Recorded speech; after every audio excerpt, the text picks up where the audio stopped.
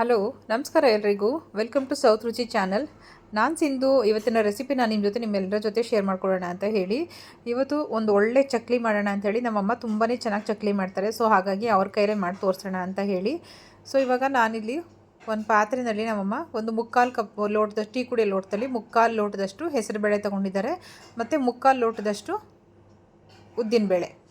ಉದ್ದಿನಬೇಳೆ ಗೋಲನಾರು ಸಿಗುತ್ತಲ್ಲ, ಉಂಡೆ, ಅದನ್ನಾರು ತೊಗೋಬೋದು, ಇಲ್ಲ ಬೇಳೆನಾದರೂ ನೀವು ತೊಗೊಬೋದು. ಮುಕ್ಕಾಲು ಲೋಟ ಅದೆರಡನ್ನೂ ನೀಟಾಗಿ ತೊಳ್ಕೊಂಡು ಇವಾಗ ಕುಕ್ಕರ್ಗೆ ಹಾಕ್ಕೊಳ್ತಾ ಇದ್ದಾರೆ.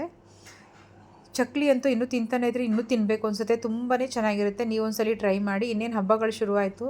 ಸೊ ತಿಂಡಿಗಳು ಮಾಡೋದು ಇದ್ದೇ ಇರುತ್ತೆ. ಹಾಗಾಗಿ ಚಕ್ಲಿ ತೋರಿಸೋಣ ಅಂತ ಹೇಳಿ ಇವಾಗ ಹೆಸರುಬೇಳೆ ಮತ್ತು ಉದ್ದಿನಬೇಳೆ ತೊಳ್ಕೊಂಡಿದ್ವಲ್ಲ, ಅದಕ್ಕೆ ಬೇಯಿಸ್ಕೊಳ್ಳೋದಕ್ಕೆ ನೀರು ಹಾಕ್ಕೊಳ್ತಾ ಇದ್ದೀವಿ. ಇಲ್ಲಿ 6 ಗ್ಲಾಸು ನೀರನ್ನು ಹಾಕ್ಕೊಂಡು ಬೇಯಕ್ಕೆ ಇಟ್ಕೋಬೇಕು. 1 ವಿಷಲ್ ಅಥವಾ 2 ವಿಷಲ್ ಸಾಕಾಗುತ್ತೆ, ಬೆಂದೋಗುತ್ತೆ ಇದು.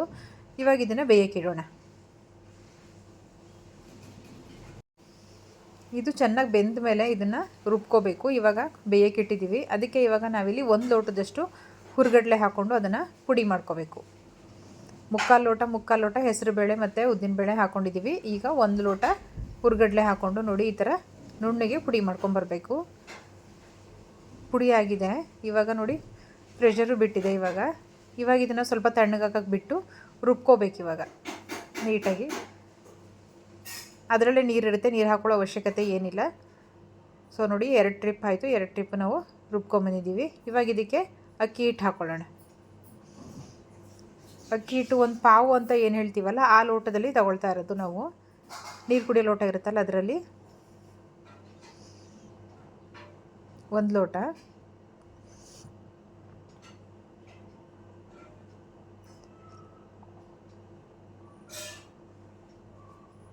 ಎರಡು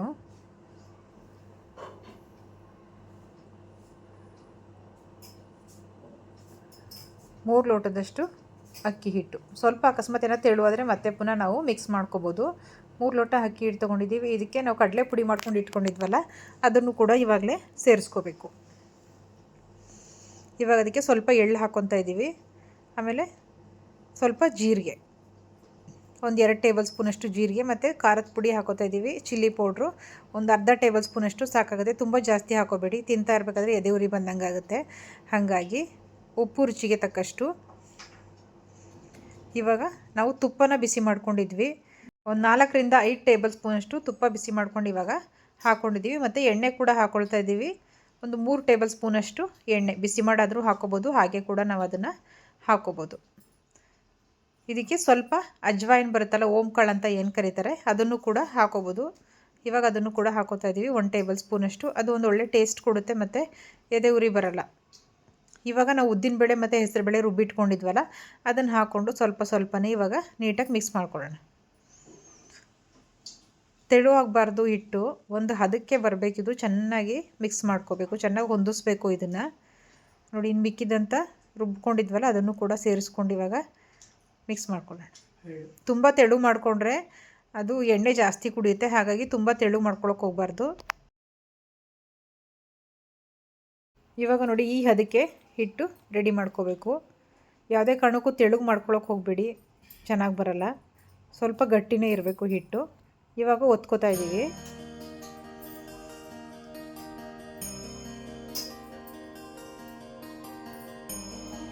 ನಿಮ್ಗೆ ಯಾವ ಸೈಜಿಗೆ ಬೇಕೋ ಆ ಸೈಜಿಗೆ ಚಕ್ಲಿನ ಮಾಡ್ಕೊಳ್ಳಿ. ನಾವು ಮೀಡಿಯಮ್ ಸೈಜಲ್ಲಿ ಮಾಡ್ಕೊಳ್ತಾ ಇದ್ದೀವಿ. 3 ಸುತ್ತು. ತುಂಬಾ ಚೆನ್ನಾಗಿತ್ತು. ತಿಂತಾ ಇದ್ರಂತೂ ಎಷ್ಟು ಚಕ್ಲಿ ಬೇಕಾದ್ರೂ ತಿನ್ಬೋದು, ಅಷ್ಟು ಚೆನ್ನಾಗಿರುತ್ತೆ. ತುಂಬ ಕ್ರಿಸ್ಪಿಯಾಗಿ.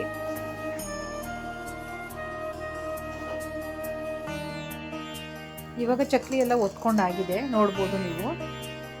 ಒಂದೇ ಸಲ ಜಾಸ್ತಿ ಒತ್ಕೊಂಡ್ಬಿಡ್ಬೇಡಿ. ಕಲಸಿರೋ ಹಿಟ್ಟನ್ನು ಒಂದು ಪ್ಲಾಸ್ಟಿಕ್ ಕವರ್ ಅಥವಾ ಒಂದು ಪ್ಲೇಟ್ ಮುಚ್ಚಿ ಇಟ್ಕೋಬೇಕು.